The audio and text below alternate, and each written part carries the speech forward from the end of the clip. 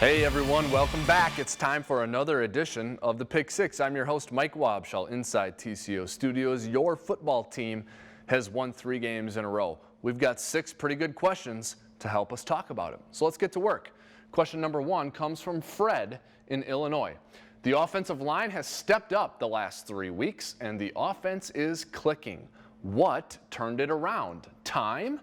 I think time is a factor. I mean, the offensive line always relies on synergy, and it does take time to develop some synergy. We have some young players, a rookie center, Garrett Bradbury, a second-year right tackle, Brian O'Neill, and we have a free agent signing at guard in Josh Klein. So it maybe took those guys a little while to come together and gel, and right now they are playing great, and they have definitely been a key to the Vikings being so productive on offense and to the team winning 3 games in a row. Love the way they're playing right now. Hope to see them keep it going, including this Thursday night against the Washington Redskins defense that's going to be hungry.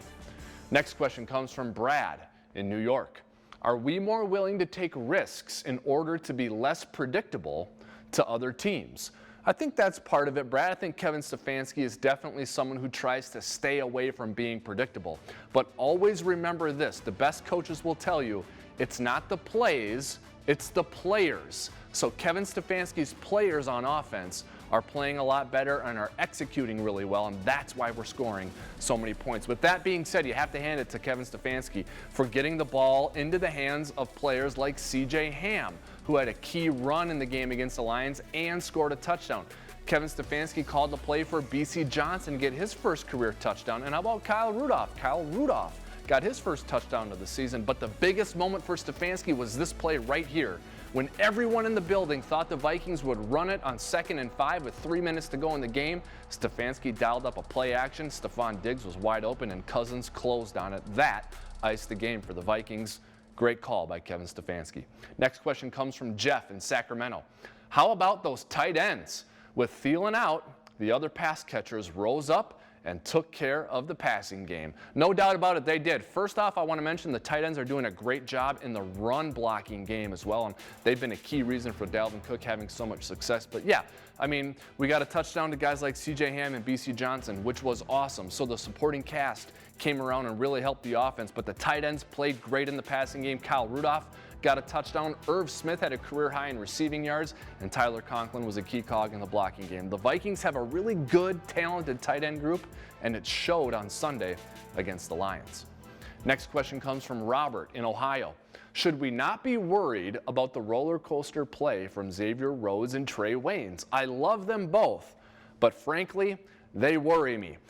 Fear not, Robert. The Vikings are in great shape at cornerback. They have 4 guys that they can feel very confident about putting into the game with Mike Hughes, Trae Waynes, Mackenzie Alexander, and Xavier Rhodes. Now remember, the Vikings played Darrell Bevell and Matthew Stafford and a Detroit Lions offense that's very talented, and they did give up 21 points in the first half, so that's not very good. Marvin Jones had 4 touchdowns, but this group settled down in the second half. They only gave up 9 points in the final 2 quarters, so great job of making adjustments by Mike Zimmer and his staff in Detroit. Next question comes from John.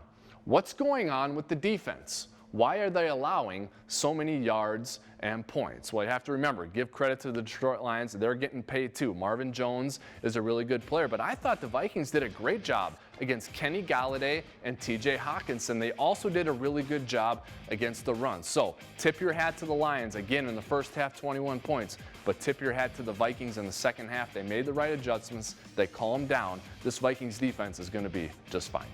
Next question comes from Curtis in Georgia. The most impressive thing to me was the Vikings' ability to respond and keep making it a 2-score lead. Well played and well coached. No doubt about it, Curtis. Mike Zimmer wants to have a tough-minded team that will never stop fighting, and he definitely has that in the Minnesota Vikings. Remember, the Detroit Lions scored first in this game, and it took an Adam Thielen strike early on to tie the game. So it was a back-and-forth affair in the first half, but the Vikings offense kept with it. They did not go away from the running game, and that really paid dividends for the offense in the second half because the play-action game was awesome.